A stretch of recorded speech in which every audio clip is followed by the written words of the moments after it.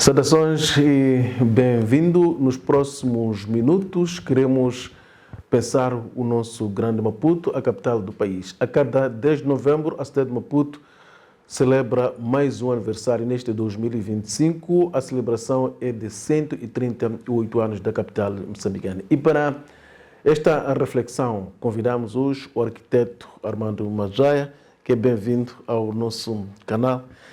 Arquiteto, é um cidadão atento à capital do país. Qual é o possível retrato que faz da nossa capital na atualidade? Bem, começo por saudar aos estimados telespectadores. E só deixar aqui um parênteses. Não é o único que faz isso. Muita gente tem o hábito de chamar assim Armando Majaia. E eu já explico porquê. Eu sei porquê. Mas é Mário Majaia. Mário Majaia, mas perdão. O Armando Majaia. É o músico. É o músico. Deus que o tenha. Olha, bom, nenhuma camaiara. Mas pronto, mas já sou para qualquer... E repara que enquanto preparávamos a entrevista, em momento algum lhe tratei por Armando Majaia. Mas na hora da verdade lá vem o Armando Majaia. Uma vez mais que Deus o tenha. Muito bem. E muito obrigado pelo convite para celebrarmos juntos este 10 de novembro. Uma data que tem importância para todos nós, porque esta cidade é de todos nós. É de todos nós, os maputenses, mas é de todos nós, moçambicanos, e é uma cidade do mundo também. Portanto, esta é a cidade das acácias, que tem também outros adjetivos, mas que é importante por isso. Bom, perguntava, de fato, desafios ou o retrato possível que se pode fazer da nossa cidade. O grande retrato possível desta cidade. É uma cidade difícil, de facto, de lhe traçar um retrato, por uma razão simples. Ela é de facto uma cidade de maravilhas mesmo, mas também é uma cidade de muitos problemas. Então, é daí que eu digo... É uma cidade um pouco difícil. E digo, é maravilhas, as pessoas podem dizer... Lá está ele a querer inventar coisas. O que é que há de maravilha? Há muito de maravilha. De fato, a cidade de Maputo é das cidades geometricamente melhor desenhadas neste planeta.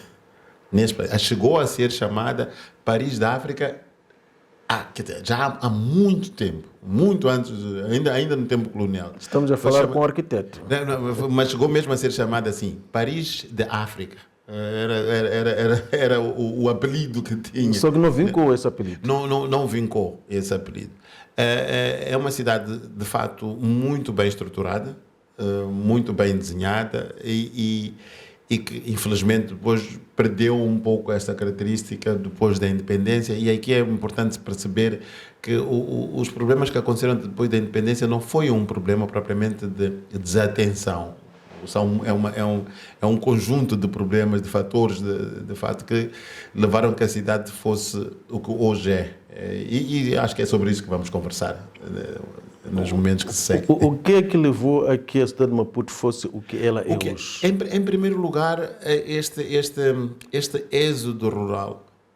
Portanto, a independência chega, encontra uma sociedade, um povo que era proibido de viver na cidade. Claramente. No tempo colonial não tínhamos autorização. Aliás, o primeiro passaporte para vir para a cidade era ser assimilado. Se você não fosse assimilado, não vinha. E mesmo os assimilados, a maior parte deles estavam ali na periferia, no Xamanculo, aqui na Mafalala. Quer dizer, aqui no centro da cidade, na cidade de cimento, não era propriamente para os negros, para os moçambicanos, para os nativos. Então, quando aparece a independência, há o abrir de portas, literalmente isso, é abrir de portas. E há este correr para a cidade. É de ver o que é lá, estando lá mesmo. Eu vou. E muitos corremos para a cidade. Este correr para a cidade traz inúmeros problemas, que as pessoas nunca se dão tempo de pensar nela. Se eu vivo num ambiente rural, tenho hábitos que são rurais. E não estou errado nisso, não há mal nenhum. Quando me transfiro para o ambiente urbano, eu mudei de localização, devia mudar de hábitos também. A gente veio com os hábitos rurais.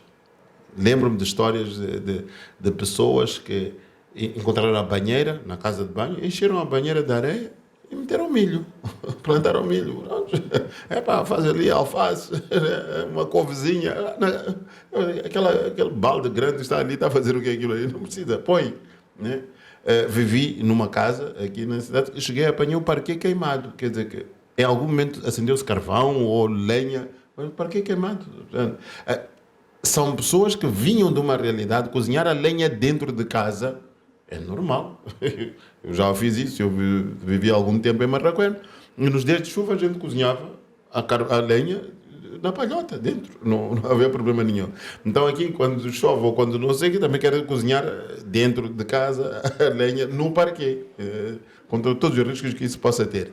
Portanto, há uma série de hábitos, de fato, que a gente traz do campo para a cidade e depois que nos obrigam a, das duas uma, ou nós alterarmos a cidade ou a cidade alterar-nos. É mais fácil nós alterarmos a cidade e é o que aconteceu. Mas também chegaram a ser relatados episódios de criação de animais de pequeno porte, nos prédios até, nas fletes, também se pilava. Para além de arquiteto, sou ator de teatro. A primeira peça de teatro que eu faço, em 1986, é O que diz sim, o que diz não. O que diz sim, o que diz não é um texto escrito por Manuel Ruio, um angolano, e ele retratava este assunto que aconteceu em Maputo, mas aconteceu em Luanda, aconteceu para todos nós, os recém-libertados. Que a história é uma família que vai criar um porco no 7º andar. Portanto, eles levam um leitão, primeiro leitãozinho, que ele leva, depois diz que mas leitão pode dar para o Natal, então deixa crescer, deixa engordar o leitão até o Natal.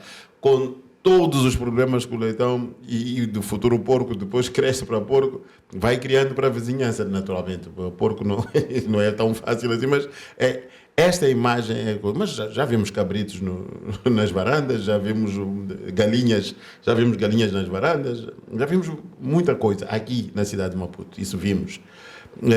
Então, há todo este conjunto de hábitos, formas de viver que não são propriamente da cidade.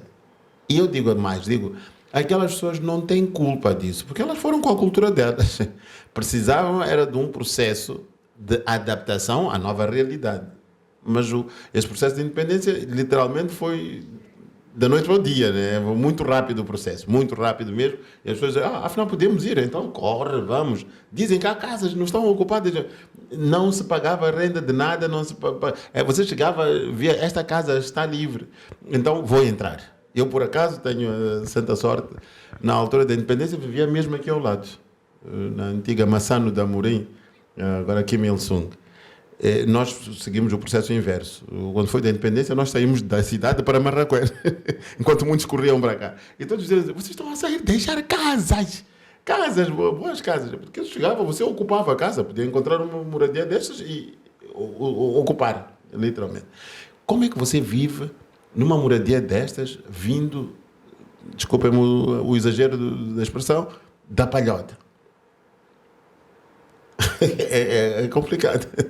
Muito complicado. Mas será o êxodo rural decorrente da independência nacional o único culpado por aquilo que a cidade de Maputo é hoje? Não tem como, não. Aliás, a independência já faz 50 anos. Não há mal que dure tanto. Era preciso muito azar. Não. Outros fatores vieram se acumulando. Nós tivemos o problema do êxodo, de fato, rural, mas depois tivemos fatores comportamentais humanos gravíssimos, a todos os níveis, a nível de gestão, a nível de nós como gestores de uma cidade, nós não fizemos aquilo que chamam-se planos diretores, ou o planeamento do crescimento da nossa cidade, não. Mas pior do que não fazer o planeamento do crescimento da cidade é que não fizemos o planeamento do restauro da cidade, da manutenção da cidade. Hoje, você tem uma bicicleta, de tempos em tempos tem que ir apertando os parafusos, saber se está tudo bem, ver se o pneu não está furado. Se você larga a bicicleta assim, ela vai ter problemas imensos que depois já nem dá para resolver. E a cidade foi um pouco vítima disto. Os prédios foram se degradando, ninguém olhava por eles, as estradas foram se degradando, os passeios há muitos passeios aqui que são do tempo colonial, não foram refeitos sequer. E que agora, porque a acácia cresceu, e a própria acácia, a raiz da acácia levantou o passeio e ninguém prestou atenção a isso. As próprias acácias, elas não são repostas. A acácia tem que cair para de repente aparecer uma outra árvore. Não devia ser assim. Nós tínhamos que ver a idade da acácia e dizer, olha, ela já está cansada, então vamos removê-la e vamos fazer o replantio, vamos colocar outra acácia. Não temos este processo todo. Então, são vários fatores, de fato, que congregam-se depois, logo a seguir, e se prestar atenção, é que logo depois da independência e começa este novo problema, de repente vemos uma guerra civil. A guerra civil piorou a situação, trouxe ainda mais gente a correr e depois trouxe esta falta de atenção ou falta de tempo para olhar para os problemas da cidade, né? Então, são muitos fatores que vêm um atrás do outro, depois acasalam os seus próprios problemas e aí é difícil encontrar solução, de fato. Não há sistema de governação para situações dessas, não há, não seria possível mesmo. Agora, o que é que aconteceu quando aparentemente já estávamos em condições de olhar um pouco mais para isto? É que nós, outra vez um exagero das palavras, nós acomodamos-nos no mal-estar. Está assim, portanto, o prédio está assim, pode estar.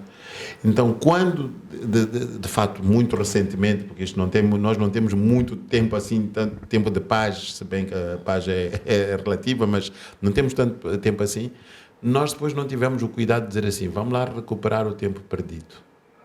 Não fizemos isso. Nós deixamos as coisas estragarem, já estragaram-se. E isto nesse aspecto, também fomos muito errados. E nós temos o hábito de acusar, por exemplo, os governantes. Não.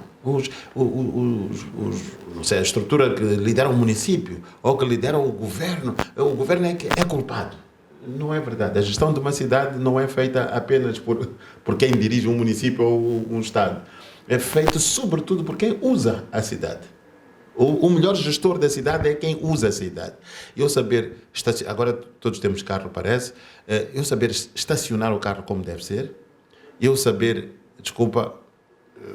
quando estou aflito, parar e procurar sanitários e não encostar-me na árvore mais próxima. Mas muitas vezes esse sanitário não aparece, não existe. Mas muitas vezes não existe. Não existe, na maioria dos casos. É o que eu digo, é todo este processo. Não é processo só do cidadão, mas é de quem devia garantir que existe um sanitário público em quase toda a esquina e garantir que, olha, você não tem razão para ir à árvore, tem que ir de fato ao sanitário.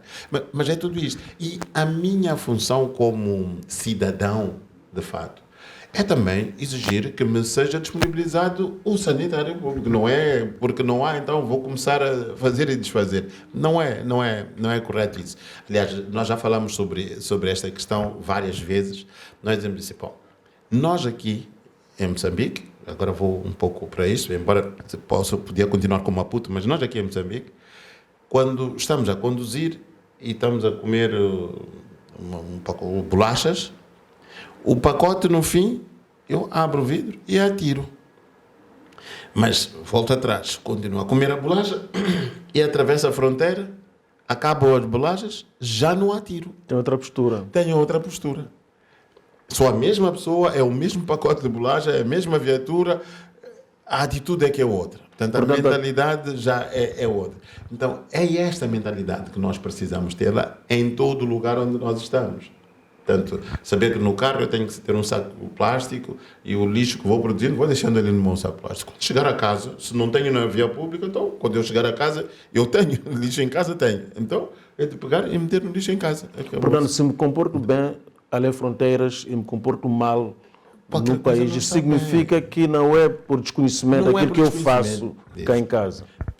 Comporto-me bem quando estou em casa do meu amigo Boaventura, mas quando estou na minha casa é de qualquer maneira.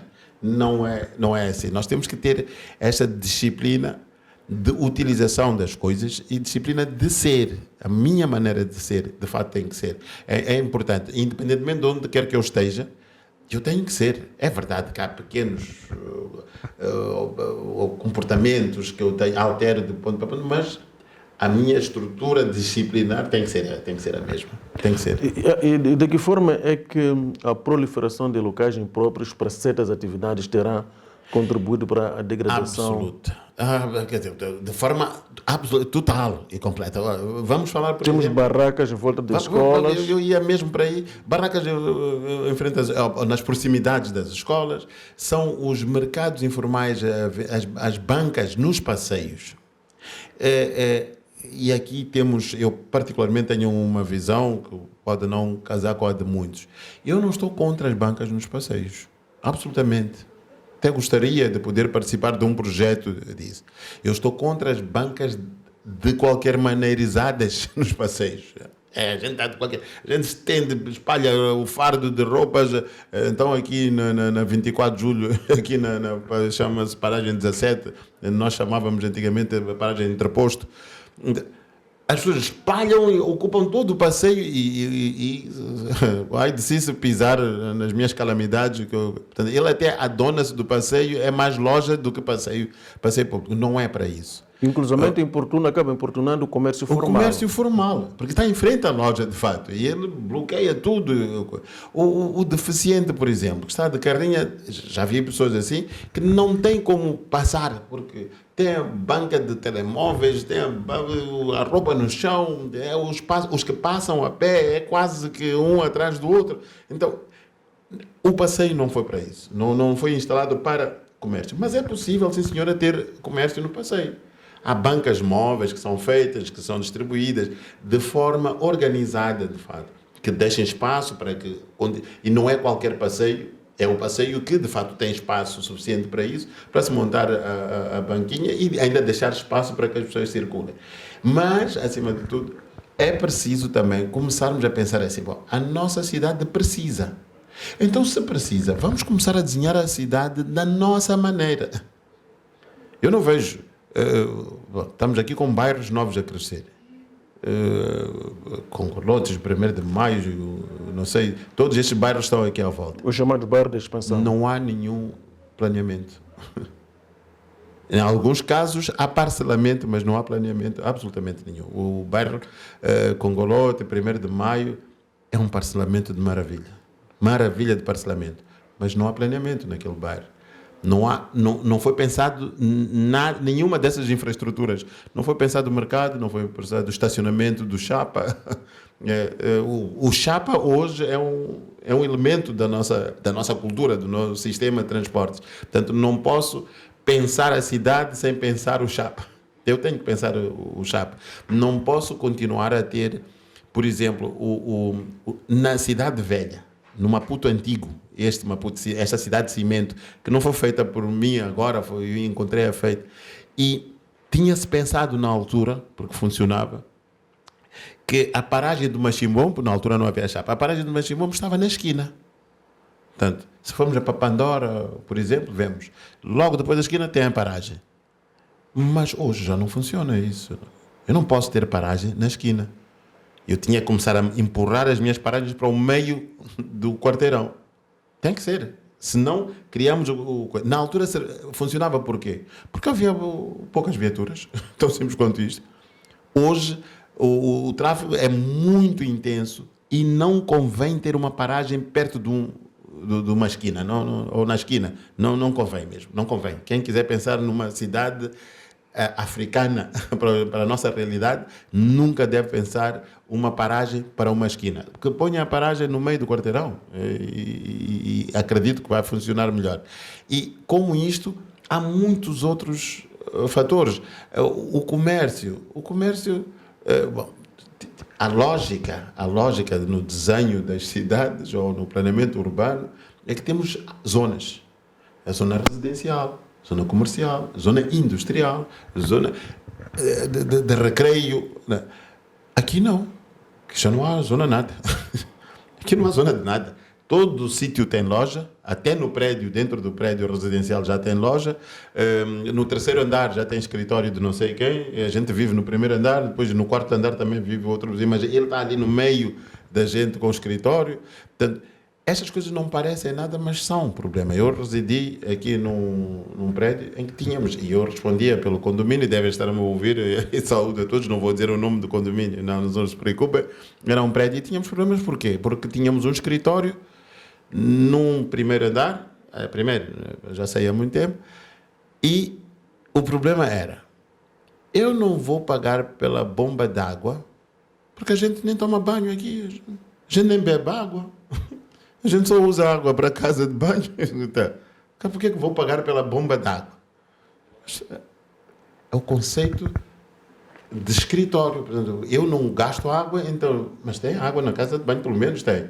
Mas diz que eu não bebo, eu bebo água mineral, não tomo banho e, quer dizer, não temos um uso mínimo. Então não pago. Então como é que se organiza um prédio que tem residências, tem escritórios e de repente há de ter, não sei, uma fabriqueta de não sei o que no Rio de Chão? Não é possível. É preciso separar as funções nas cidades. A cidade de Maputo apresenta-se como está com estes desafios, chamemos assim, por desconhecimento dos gestores que terão sido surpreendidos com a independência, tal como aconteceu com o resto do cidadão, ou por outras razões? Não, eu acho que não. Nós tivemos esse grande desafio. Eu ainda era muito novo na altura da independência, mas percebemos todos. Percebemos que houve, imediatamente depois da independência, um esforço do governo. Nós personalizamos isso na figura de Samora Machel, mas é o governo, de formar o homem novo. Formar um homem novo, o conceito era mesmo que formar pessoas capazes de compreender a sua realidade e resolver os problemas do dia a dia. É isto. É por isso que tivemos moçambicanos a serem formados na Jugoslávia, na Rússia, na União Soviética, na altura não havia Rússia, era União Soviética, em Cuba, etc. Em diferentes, até dizem engenharia nuclear, até nisso tivemos. Portanto, a ambição, a visão era muito ampla. Portanto, nós temos que ter um país, ou temos que ter um país revestido de capacidade humana para poder resolver os problemas. Então, nesse aspecto, tivemos um apoio.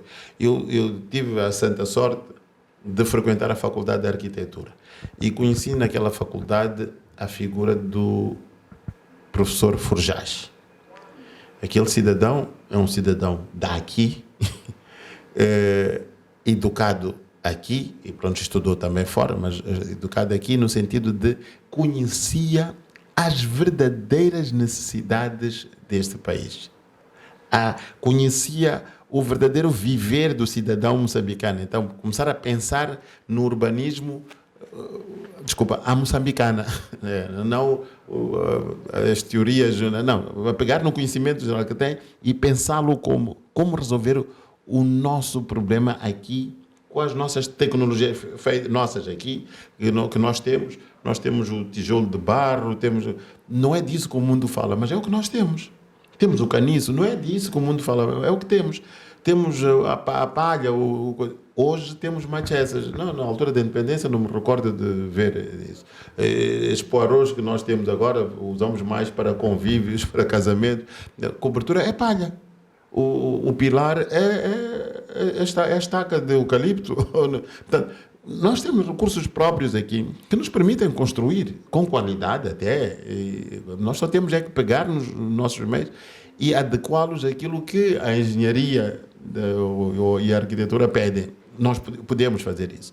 Então, capacitação humana, nós temos. Não podemos queixar-nos disso. Precisávamos, como precisamos até hoje. E eu acho que o que houve, inicialmente, como eu disse, primeiro, chega a independência, chegam os desafios. Chegam os desafios, é preciso organizar-se para resolver. De repente, há uma guerra civil. A guerra civil impede de fazer muitas coisas, muitas mesmo. Mas continua o processo. Temos que lutar pelas coisas que a vida não para, né? E quando termina a guerra, o conceito de dizer paz, eu continuo a achar que não temos paz, temos a ausência de guerra, de fato.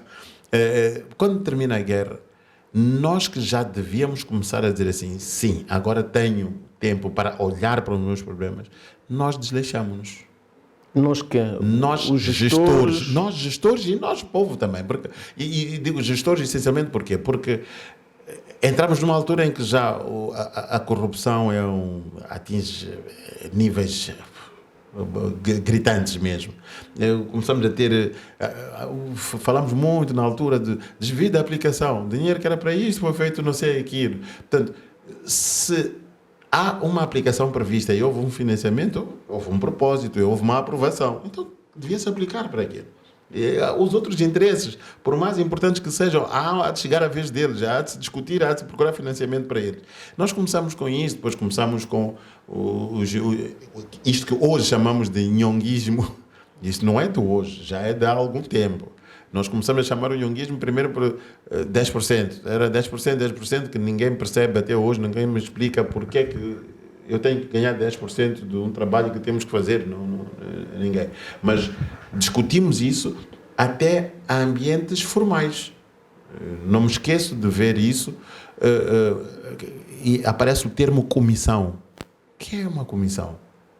E recordo-me, desculpem-me, não há crime nenhum em eu dizer isto aqui, quando acompanhamos todos o processo das dívidas ocultas, o termo comissão estava lá, com valores exorbitantes, milhões de dólares de comissão. Então, este processo todo, que não parece ter nada a ver, este processo começa a afetar a capacidade que temos de resolver os problemas da cidade e do país, mas agora estamos a falar da cidade, os problemas da cidade. Estes milhões, já que eu toquei nesse exemplo, os milhões que andaram fora em comissões de não sei, quanta estrada resolviam, quanta escola resolviam, quanto passeio resolviam, quanta iluminação pública resolviam. Então, não era melhor priorizarmos isso? Então, entramos nesse... E agora, para estes últimos anos, então pioramos. Pioramos, com concursos que não fazem sentido, com coisas publicadas no jornal, com adjudicações, outra vez que não fazem sentido, preços monumentais para obras muito pequenas. Então, tudo isto, todos estes fatores aqui influenciam para a qualidade da cidade que nós temos hoje. De que forma é que a forma, tanto a maneira de organização da cidade de Maputo, logo a seguir à independência, pode ter contribuído para que a capital moçambicana tivesse uma outra face, que não é aquela que temos hoje, nos dias de hoje? Falo, por exemplo, do sistema de organização que preconizava a existência de grupos dinamizadores que promoviam as jornadas de limpeza, finais de semana e uma série de outras atividades. Eu muitas vezes digo isto. Para mim, o mais importante não é o grupo dinamizador, é a jornada de limpeza, é a consciência de... Né? É essa consciência que nós estamos a perder. Este fator que eu acabo de falar dele, do nhonguismo, desses, não sei, das comissões, é a ausência de consciência. Eu deixei de pensar na cidade como minha cidade, passei a pensar na minha casa só. E é engraçado, hoje a gente circula aqui em plena cidade de cimento, você olha para um prédio e vê um prédio de 9 andares e o quarto andar está pintado. Só o quarto andar está pintado. Você para de... O que é isto? E depois ele pintou de branco, mas o 8º andar pintou de amarelo. Portanto, ele no prédio diz não se entende com ninguém, então ele pintou. E para pintar ali fora, imagino a ginástica, porque acho que até levantou andaimes lá do Rei do Chão até só para pintar só a fachada dele no 4º andar. Então temos estas situações que são, aliás, estou a falar aqui, estou a deixar coisas que são até importantes.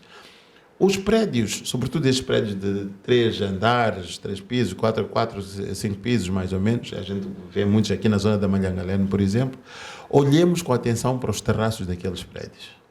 Aqueles tanques de plástico que estão pendurados. Portanto, cada um tem o seu tanquezinho pendurado lá. Ou então, ali na entrada embaixo, tem 5, 6 tanques, bombinhas, cada um tem uma bombinha. Então, o conceito não era um tanque lá em cima, uma bomba cá embaixo e todos tínhamos água ao mesmo tempo? Mas não conseguimos, não temos dinheiro para contribuir para o comum. Temos para comprar cada um tanque, até sai mais caro. Mas cada um tem um tanque, cada um tem uma bomba. Pois é aquela sinfonia, cada um liga a sua hora, então é uma festa. Os que vivem no região já sabem como é que é isso. Então, é isso que eu digo, não estamos a construir uma cidade. Estamos a deconstruir a cidade. E este não é um problema do governo. Eu repito isto. O governo tem os seus problemas em relação à cidade. Tem imensos. Agora, por exemplo, um gesto que me saltou à vista é este grande empreendimento que de repente começou de estradas. Se formos um bocadinho aqui para fora, vamos ver estradas a serem feitas, aliás, aqui dentro da cidade, obras de drenagem que estão a ser feitas na Baixa, aqui na zona da Cidade Alta. Vamos ver Mulumbela, que está, acho que a inauguração agora mesmo, acho que há de entrar também na campanha. Exato. Vamos para Matola, vamos de ver estradas que estão a ser feitas. Vamos para Boane, município, estamos a ver estradas que estão a ser feitas. Afinal, é possível. Afinal, é possível. Se fizermos, eu paro só com estas que foram feitas agora. Esta dimensão de intervenção, se repetirmos esta dimensão todos os anos, em 10 anos nós teríamos uma cidade diferente. Mas também temos que ir às zonas suburbanas onde continuamos a ter estrada, asfalto do tempo colonial. Do tempo colonial. Nós precisamos lembrar-nos que não basta só dizer que eu fiz, mas que não é a parte mais difícil. O mais difícil é manter. A manutenção da cidade, eu acho que é mais difícil do que fazer a cidade. Estradas novas desapareceram e continuam aquelas antigas do tempo colonial. Nós temos que ter políticas, a qualidade das obras que fazemos. Nós temos que ter consciência de que as coisas têm que ser feitas e bem feitas. Não é só feito, é feito e bem feito. Há muitas estradas, de fato, como diz, estradas que a gente faz e degradam-se antes daquela antiga se degradar. Continua. Um exemplo simples, que não é do tempo colonial. Senão vão dizer que são apologistas do colonialismo. Vamos, coisas nossas. A nossa primeira estrada de pavê, nossa, que eu saiba, se alguém tiver melhor conhecimento que me corrija, foi a extensão da Júlio Nyerere. Portanto, da Praça da OMM para Saúl, foi a nossa primeira estrada de pavê.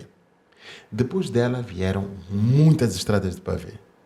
Aquela continua a ser uma das melhores estradas até hoje. Pronto, com alguns problemas esses últimos anos, mas o pavê é de qualidade.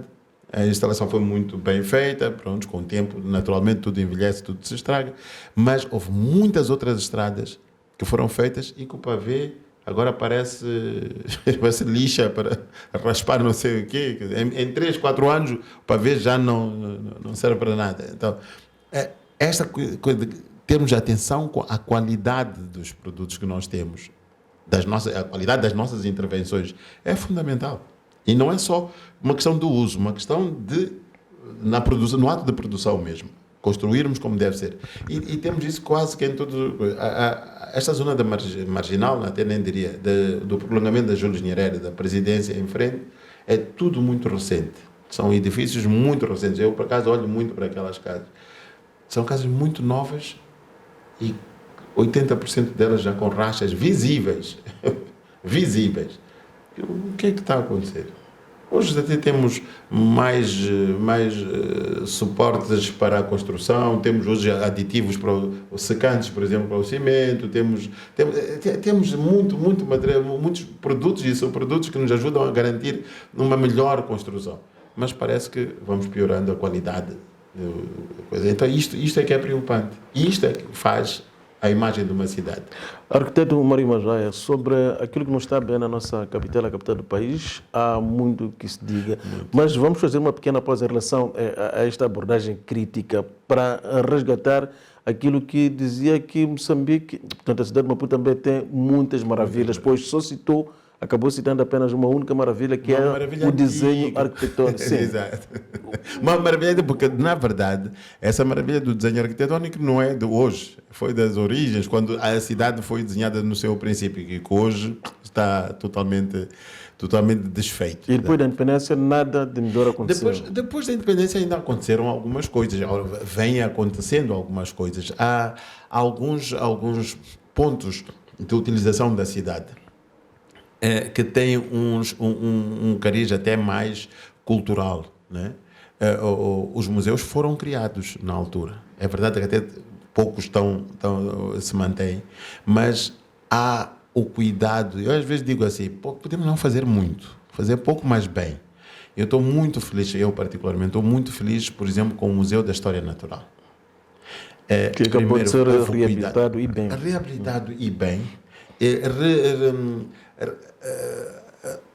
reelaborado o conceito daquele museu e bem, né? E há um esforço de que aquele espaço seja efetivamente um espaço não só de história, mas de cultura. Portanto, tem ali um anfiteatro que é muito bem usado. Eu sempre tive receio dos anfiteatros virarem salas de discotecas autênticas, praticamente. Não, ali há muito mais disciplinas de utilização do espaço, está muito ligado efetivamente à função daquele espaço, do que é um museu. Então, há iniciativas dessas que eu acho que precisamos fazer valer. Mas esses cuidados já não existem na periferia, ali onde terminam os chapas. Aquilo é uma lástima. É uma ilha, aquilo é uma pequena ilha. É exatamente isso que acontece. Mas, por exemplo, a gestão do museu não é da responsabilidade da mesma pessoa que é responsável pela terminal dos transportes, ou pela escola que está ali ao lado, ou pelo restaurante e o hotel que estão ali ao lado. Cada um, e aqui é importante isto, eu acho que cada um tem que assumir a sua responsabilidade na sua pequena esfera. Porque é o conceito, voltar um bocadinho à história dos grupos dinamizadores e das jornadas de limpeza. Na verdade, aquelas jornadas de limpeza tinham um conceito, era apitou-se, vamos todos sair fora, vamos varrer à frente da nossa casa. Eu tenho que varrer à frente do meu quintal, até a estrada. Você também varre à frente do seu. Então, se todos fizermos, toda a estrada está, todo o bairro está limpo. Mas cada um só limpou a sua casa. O conceito é esse. Então, é o mesmo conceito que eu trago. Eu digo assim, se aquela família que é o Museu da História Natural cuida, pinta o edifício, rejuvenesce e resolve os problemas de funcionamento do museu. O pessoal das bombas estão ali à frente, também cuidam das bombas. O pessoal que gera os transportes e cuida da terminal também faz. De repente temos ali todo um universo que afinal é uma área prazerosa de estar. Temos um jardim, agora das acácias, ou uma coisa antigamente chamava Jardim dos Professores, ou Parque dos Professores. Também cuida dos seus espaços. Todo o conjunto há de acabar sendo aquilo que é uma maravilha. Neste momento nós temos uma confusão entre as competências minhas como proprietário do espaço e as competências do município como gestor do espaço. Eu às vezes quero que o município faça aquilo que devia ser eu, dono da coisa. Às vezes o município quer se imiscuir a cuidar de coisas que são da minha responsabilidade, não são dele, devia deixar a mim fazer. Então eu acho que todo este conjunto de coisas, há muita coisa que nós temos que repensar. Porque há muita coisa possível e há muita coisa que não precisa de dinheiro. Não precisa. A gente diz não tem dinheiro para, mas de repente, afinal, há dinheiro. Eu muitas vezes paro e digo assim, um dos maiores dilemas da cidade de Maputo é a gestão de resíduos sólidos, lixo. Mas há um grande gestor de lixo que está aqui a fazer um esforço tremendo, é que a gente não lhe liga a mínima. Quem é esse gestor? Que é o cidadão mais carenciado. A gente deita lixo e ele vai tirar o lixo. Vai lavar aquela garrafa e nem lava. E vai revender. Então, ele está no processo de reciclagem. Ele recolhe lixo. Então, por que eu que tenho que ir deitar lixo, já não lhe entrego o lixo separado? Ele quer... Então, tudo que é plástico, eu já sei que entrego a ele. Nem preciso levar para a lata. Em frente ao meu portão, eu já deixo um saco ali com tudo que é plástico está lá. Ele já, é melhor para ele ainda, evita andar a pegar sujidade, já apanha as coisas preparadas. Por que eu, que sou gestor, eu que sou município, já não começo a preocupar-me em criar um sistema para que este coletor de garrafas de vidro, também há os que recolhem garrafas de vidro, esses encontrem este subproduto que eles procuram e que lhes gera uma fonte de rendimento, por acaso. Então, por que eu tenho que ir deitar no lixo se eu sei que ir lá tirar? Por que eu não entrego direto? Por que eu não tenho pontos específicos que são dele? Aqueles são pequenos empresários. Mas quem tem que criar esses pontos? Somos todos. Todos. Nós temos o hábito de dizer, atirar a responsabilidade para os outros. Somos todos. Porque mesmo que o município diga assim, olha, vamos pôr em cada bairro, vamos pôr um ponto de recolha. Eu não hei de ir. Por quê? Porque da minha casa para o meu serviço, eu sigo esta estrada. Não passo daí. Eu não hei de ir. Eu tenho que ter esta consciência. Eu tenho que ter a consciência de que o fato de eu passar por ali para deixar aquilo, primeiro, reduzir lixo lá onde eu vou, reduz um problema que é ambiental, é de todos nós. Os cheiros, as moscas ali da lixeira do Olene não afetam apenas aqueles que vivem ao lado da lixeira, que é um conceito erradíssimo. Afetam até a mim aqui, na baixa da cidade, afeta. Porque todo o ambiente urbano, toda a atmosfera está poluída por causa daquele lixo que está ali. Então temos que ter essa consciência. Depois dizer, mas pô, tem muita mosca. Não, essa mosca vem dali também. Então não podemos ter isso. De que forma é que os níveis de pobreza exacerbada afetam aquilo que é a face da cidade de Maputo? Vemos o que acontece todos os dias, não precisamos de ir para muito longe. Se formos a escalar Escalene e outros, mesmo aqui no centro da capital do país, há mendicidade. Isto tudo decorre da pobreza. Há pessoas que estão ali, não sabem o que comer na refeição seguinte. Por acaso tinha-me feito um convite agora, que eu gostei do convite, e eu hei de virar a sua pergunta de propósito para aí, que é falar das coisas boas, dos mendigos, do fato de ter estas pessoas, que eu acho que é aí que nós temos que transformar isto numa mais-valia, de fato. Não que seja bom ter mendigos, ter pessoas carenciadas, mas se existem e nos podem ser úteis de alguma forma, e nós também podemos ser úteis a elas de alguma forma, por que não potenciar isto? Portanto, por que não alimentar todos estes pequenos negócios que fazem com que essas pessoas consigam sobreviver? Os meninos que estão na rua a lavar vidros de carros. Não era melhor encontrar formas? Agora não vou desenhar nada, não vou dizer que ocupar um quarteirão e dizer, meninos, venham para aqui e as viaturas entrem ali e limpem os... Não vou dizer isso, porque aquelas pessoas também não têm tempo de parar. Aproveita aquele tempo do semáforo. Mas acredito que há formas de encontrar, porque estas pessoas todas estas pessoas que estão na estrada vão para algum sítio. Então, por que eu não começo a pensar, vão para onde? Não, eu vou porque eu trabalho na Baixa. E quantos somos a trabalhar na Baixa? Somos 1000 e tal pessoas. Então, na Baixa posso ter 3, 4 pontos que você aproveita já estacionar a viatura e aproveita. Durante esse tempo você tem um serviço de lavagem de viatura, também está incluso. Por exemplo, este parque de estacionamento que está aqui no Mercado Central, que foi refeito agora. Eu olhei ali e disse, não haveria possibilidade de incluir, tinha que ser no conceito da concessão do próprio edifício, incluir lavagem da viatura. Portanto, você quando parqueia, se vai parquear por mais de 30 minutos, já na sua taxa já se inclui também lavagem. É prazeroso para qualquer um. Eu deixo o carro ali, vou trabalhar, no fim do dia eu vou buscar o carro, está limpo. Isso é muito bom também. Agora, eu tenho que chegar a parar, porque ali não deixam entrar os miúdos do coisa. E às 17 saio, ponho o carro ali fora, ele lava, eu vou bebendo uma cerveja e depois venho buscar o carro para casa. Não, nós podíamos antecipar-nos a tudo isso e começarmos a pensar, estes jovens todos, e se olhar, esse é o outro grande problema, que é, o que é que nós estamos a pensar fazer com todo este universo de jovens? Jovens. Está a falar dos seus 11, 12 anos, ou são crianças mesmo, 11, 12 anos, até aos 20, 30 anos, que estão espalhados aqui pelas ruas da cidade. A lavar carros, outros dizem que estão a guardar, outros dizem que estão a limpar vidros. Que futuro é que estamos à espera com esta juventude? É grave. Dizia um amigo agora, dizia assim, esta semana aconteceram as graduações, portanto, muitas universidades graduaram. Há uma percentagem enorme de mulheres, que é bom, que é muito bom. E não é contra isso que estamos. Porque a nossa preocupação é, onde é que estão os homens?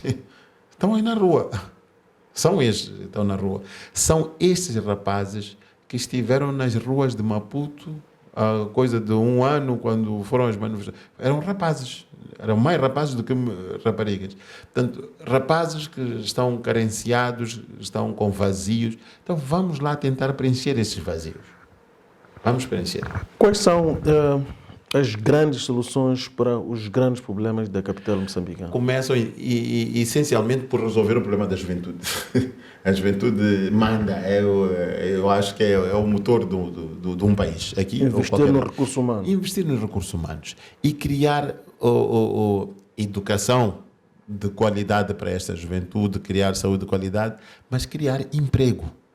Acima de tudo, emprego. Mas como o emprego emprego? nas formas mais variadas. O emprego há muita. Eu ainda não consegui perceber, honestamente, eu nisso sou muito frontal. Afinal, por que não temos a vidreira a funcionar? Eu passo por ali todos os dias quando vou ao serviço. Se pergunta pela vidreira, podia perguntar também pela maquinária, pela Soveste, pela Lusalite. Quantos jovens iria empregar cada indústria dessas? A Texlon. Quantos jovens iria? Nós não temos força bruta para tanto emprego possível. Mas é preciso também lembrar que estas grandes indústrias que empregavam muitas pessoas, incluindo a indústria de caju, que empregavam milhares, sobretudo senhoras, desapareceram com as políticas impostas pela instituição da Bretton Woods. Mas as políticas só são impostas em qualquer das situações, só são impostas se você aceitar. Então, mas Moçambique tinha, por exemplo, quando lança o programa de reabilitação econômica, que depois evolui para a reabilitação econômica e social. Exato. Tinha como contornar as instituições da Bretton Woods? Eu já vou a isso e começo com, aparentemente, a fugir, mas nem estou a fugir e já vou dar-lhe esse exemplo. Eu não tenho problemas em pisar lama. Hoje pisei lama. Hoje saí do serviço, corri para Boana e, porque choveu, a lama, pisei lama. Se sairmos juntos e olhar para o meu carro, está sujo. Está errado? Não. O que está errado é eu deixar o carro sujo pelos próximos dias. Para ser mais concreto em relação à questão que ele colocava. Em relação à situação. Na altura em que isso aconteceu, de fato tínhamos nada como elemento de troca, como elemento de negociação, como elemento de sustentação própria. Não tínhamos. Os anos passaram. Essa condição não pode ser vitalícia. Tem que ser até a altura em que eu digo assim, eu já consigo caminhar com os meus próprios pés. Então, se eu nunca consigo dizer que já estou em condições, hoje tenho gás, hoje tenho recursos minerais, hoje tenho, quer dizer, tenho um sem fim, tenho ouro, tenho pedras preciosas, tenho tudo que faz dinheiro. Então, por que eu preciso continuar a depender? A sobreviver de imposições. É aí onde está, de fato, esta questão de por que é que nós temos que depender quando nós temos capacidade interna. Não faz sentido. Mas também é preciso ter em conta que essas instituições não dão tanto campo de manobra assim. É assim. Se dessem, seria erro da parte delas. Então, vamos jogar. Eu sou de Machaquén. Vamos jogar Machaquén ferroviário e quero que o Machaquén dê facilidades ao ferroviário? Não, vamos jogar Machaquén Estrela para finalizar, para ver quem é que vai para o próximo Sambola. Sim. E nenhum tem que dar facilidades ao outro. Cada um tem que defender o seu espaço, a sua razão e os seus interesses. Se eu não posso viver a defender os seus interesses, não, eu tenho que tomar em conta os seus interesses, é verdade. Mas eu tenho que defender os meus interesses. E eu acho que é isso que nos falta. Nós temos interesses, nós temos crianças a estudar embaixo da Maforreira até hoje. Até hoje. E não é longe daqui.